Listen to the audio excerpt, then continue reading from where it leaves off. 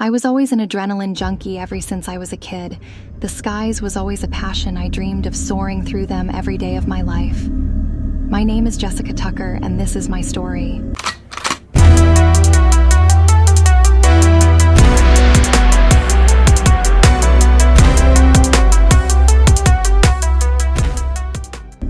The plane rattled beneath my feet, the roar of the engine vibrating through my bones as I stood at the edge of the open door.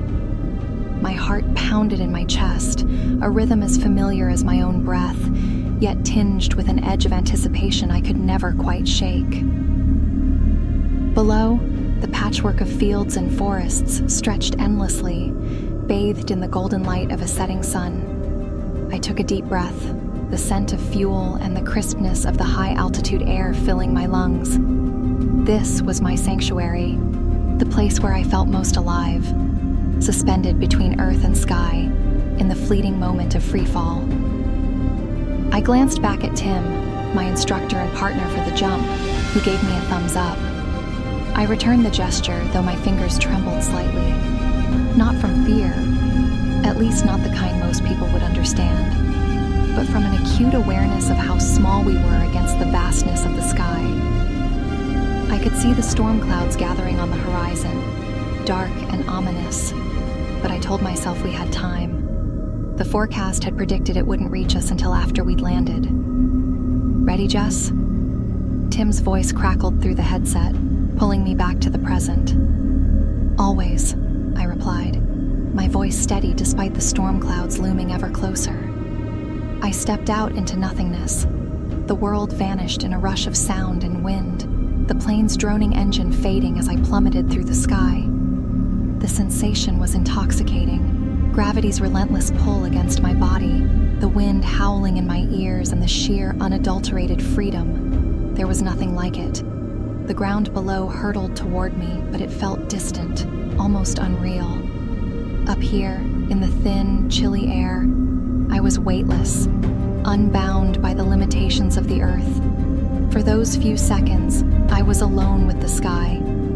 I spread my arms wide, feeling the wind tear at my jumpsuit and whip my hair into a frenzy beneath the helmet. I couldn't help but grin, the thrill of the free fall sending a rush of adrenaline through my veins.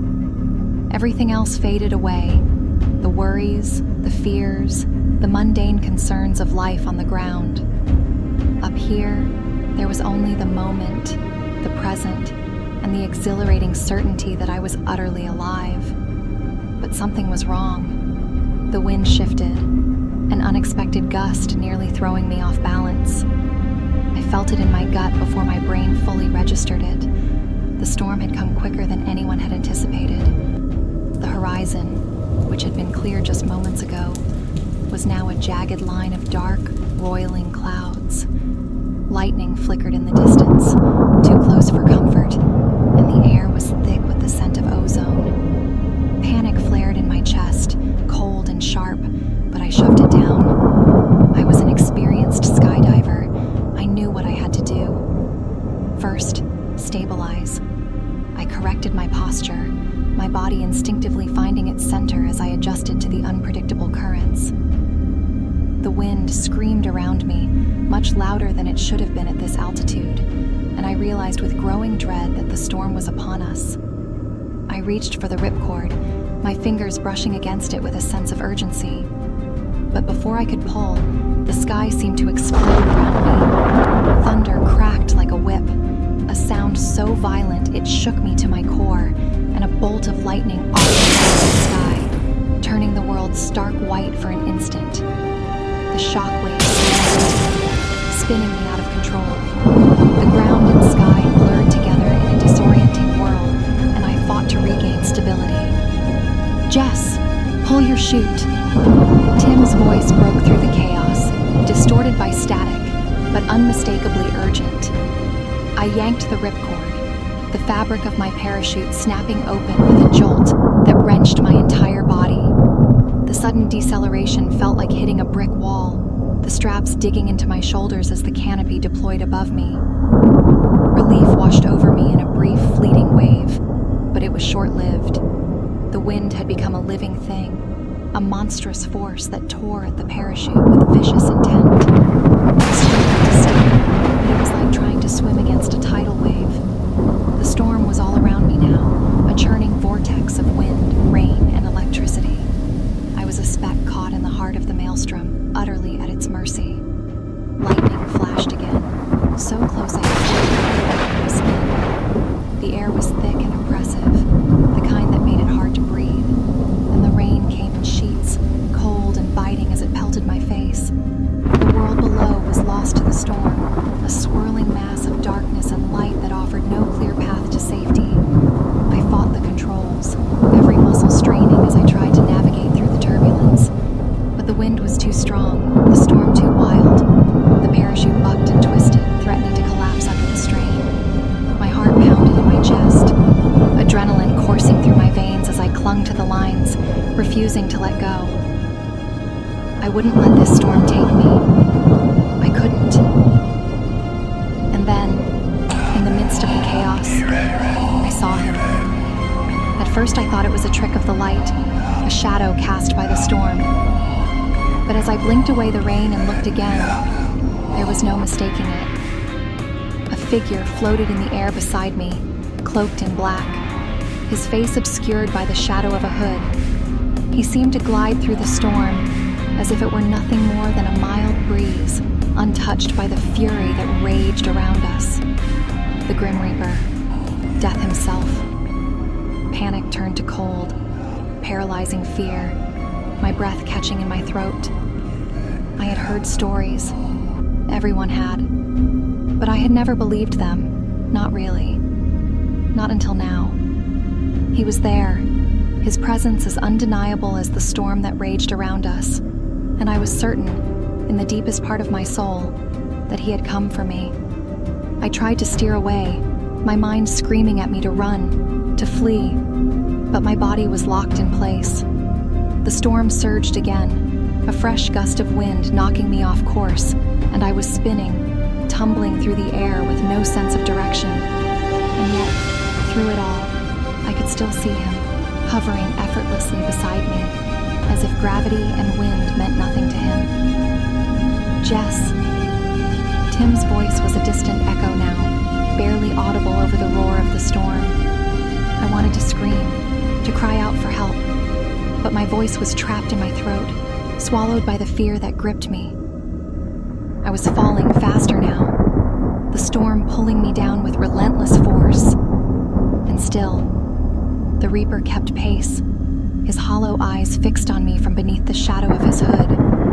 In that moment, I knew there was no escape. The storm, the lightning, the howling wind, it had all been leading to this, to him. My hands were numb, my grip on the parachute line slipping as the wind tore at me, and I realized, with a sickening jolt, that I was no longer in control. The storm had me, and it wasn't going to let go. "Please," I whispered, though I didn't know who I was pleading to.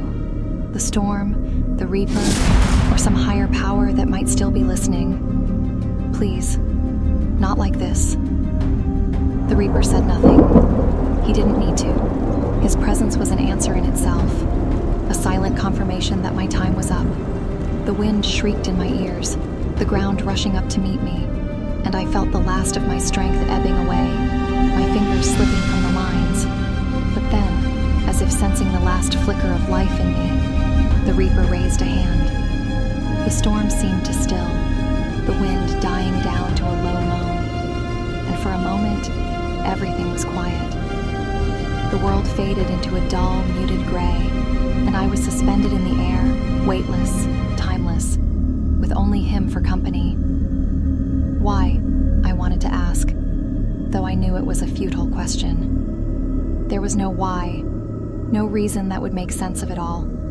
There was only the inevitability of it, the finality that came for everyone, no matter how far or fast they ran. He reached out, his hand closing around mine with a grip that was surprisingly gentle.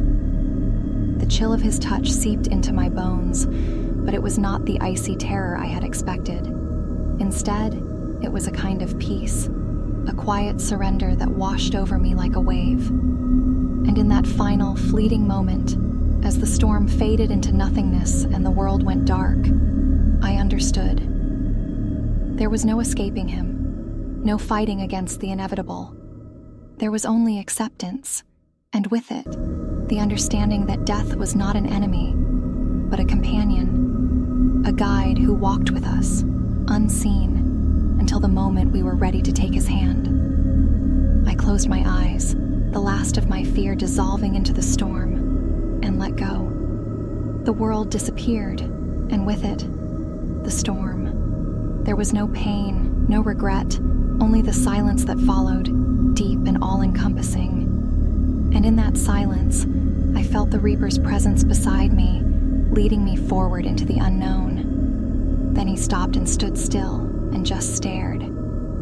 I paused for a moment, not knowing what to do, and all of a sudden I knew, not having to ask him what's next. I understood. I continued to walk away towards the lighted path, him not following behind me, just watching. I continued with the thought that I was not alone. And then, there was nothing at all.